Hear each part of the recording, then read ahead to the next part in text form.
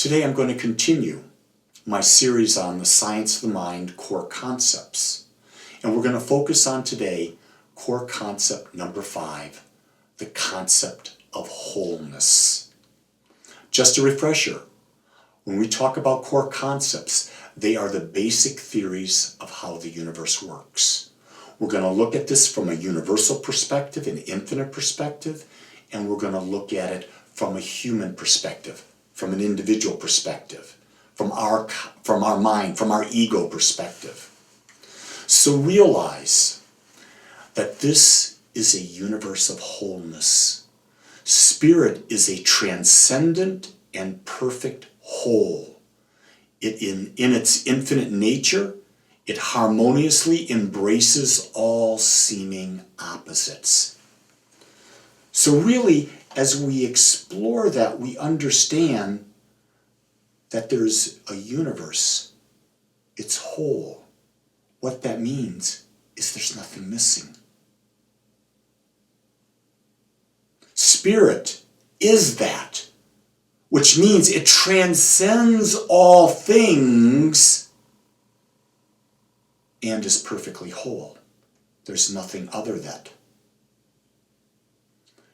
By being whole and realizing there's nothing other than spirit, it means that seeming opposites are within it, and it embraces them harmoniously, light and dark, good, evil, everything, up, down. All of that is within wholeness. Nothing exists outside of wholeness. The dictionary definition of perfect is nothing lacking, essential to the whole, complete of its nature. This wholeness is what we mean when we say God is perfect. When we say God is perfect, we mean God is everything. There's nothing missing from it.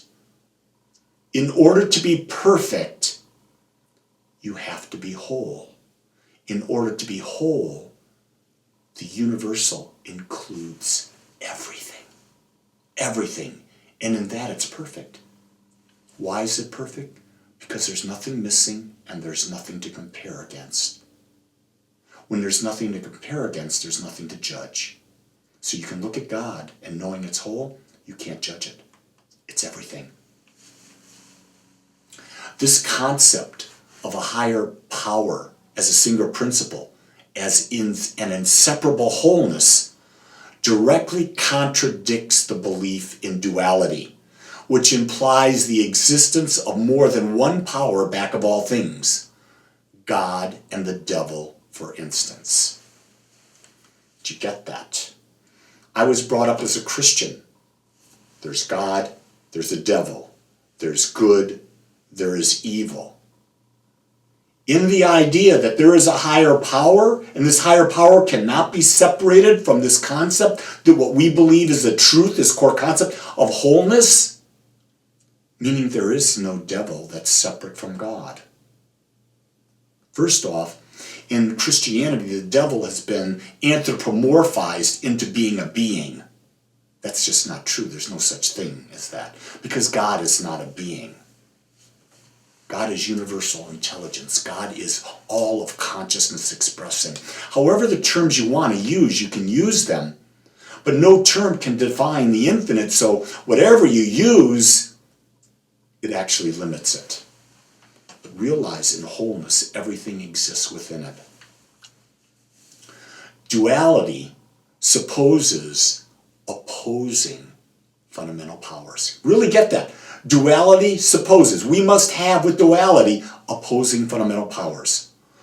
Wholeness can produce a multiplicity of forms, and it does, without disturbing its unity. But no second powers, such as evil, could exist within the one without destroying the fabric of wholeness. In other words, in religious science, we teach that the infinite has individualized itself into infinite nature. You and I are part of that. I am an individualized point of consciousness within the infinite consciousness, and you are one as well. as is everything, a point of consciousness within the one. So we're still individualized, but we're a part of the whole, and we cannot be separated from the whole. The best idea of this is picture the ocean, and picture a wave on the ocean. I'm a wave. You're a different wave. We're expressing uniquely. And yet, at the core of all that we are, once we get below the surface of the water, we're the ocean, and it is perfect. No second power exists, because if there was a second power, there could not be wholeness. The seeming opposites in human experience, freedom and bondage, good and evil, negative and positive, can be seen not as forces of conflict, but simply as two ways in which the one power can be used.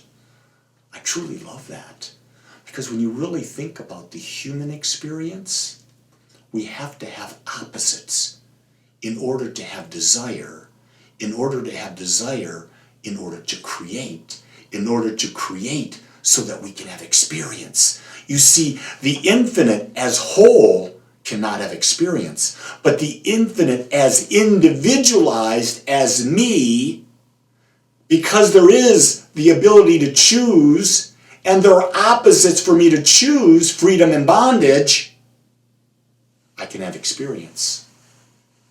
So in my human form, I'm always at choice to be free. I'm always at choice to be in bondage. Here's what I understand in the human world. Most of us are in bondage because we've been conditioned that way. We've been domesticated into believing we have to believe a certain way, act a certain way, because our parents have conditioned us. The churches and religions have conditioned us. Schools have conditioned us. Politics has conditioned us. Businesses has conditioned us. Mass media has conditioned us. To truly be free means to be an independent thinker. It means to be able to see that there are always two sides to every situation, and one is not better than the other. Actually, the experience of wholeness is the experience of perfect balance.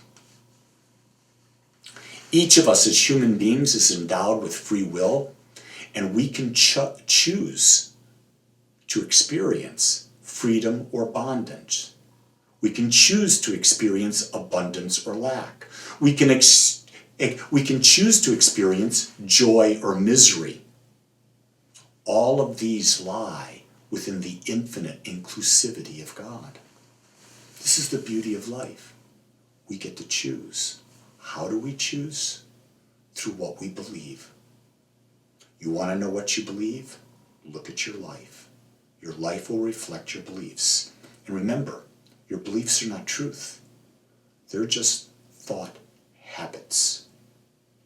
They're word habits. They're emotional habits. They're action habits. In order to change a belief, we have to change the habit of how we think, speak, act, and feel. We don't have to dig up an old belief. We can simply create a new one. Because our nature is a projection of God's nature, we have free will. And that's the beauty of life. Oh my God, that's the beauty of life. This freedom to choose implies the possibility of suffering or bondage.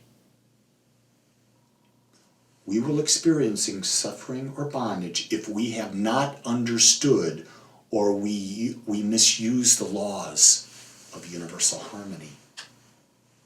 There has to be a consequence to a choice in order for there to be experience. But we're not punished by our choice. There's just a natural consequence to our choice. And we understand that when we choose freedom, there's a freedom about that. And you know what I'm talking about. When we choose bondage or limitation, there's a freedom, there's an experience of that as well. And you know what I'm talking about. So our emotions, how we feel after making a choice, tell us if we're choosing free or we're choosing bondage. What we call evil is not an entity or a force of any kind. We experience evil only to the degree that we are out of alignment with universal harmony. When we come back into alignment, the so-called evil disappears. The further away we get from understanding our wholeness with the infinite, the greater the evil or the unpleasant situation we will experience. The closer we come back to the universe, being a part of the one harmony, the more peace we have. That's why we talk about meditation so often at Agape, because meditation brings us into alignment with universal harmony. If you're having an experience that's not good because of a choice you made, the quickest way to relieve that is to come into meditation, to sit, to be still and listen.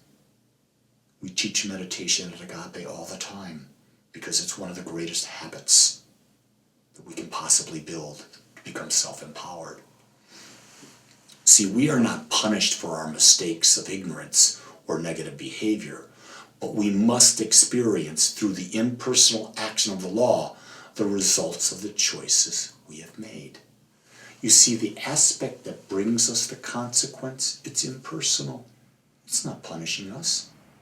It's just if you put your hand over a fire, the closer you get to it, the hotter it's going to feel, till eventually it burns. The fire is not judging you. The fire is just giving a natural consequence. You get to choose where you place your hand in relationship to that fire. And if you bring it down real low right above it, it's going to burn. You're not being punishment. It's just an impersonal action of the law. I hope you get an idea today that wholeness is something that is our eternal journey, the experience of it. But when we're there for those moments that we get in meditation or an experience of seeing the allness and the harmony and the beauty of life, we find our source, we find our connection to source. So here's one of our we believe statements.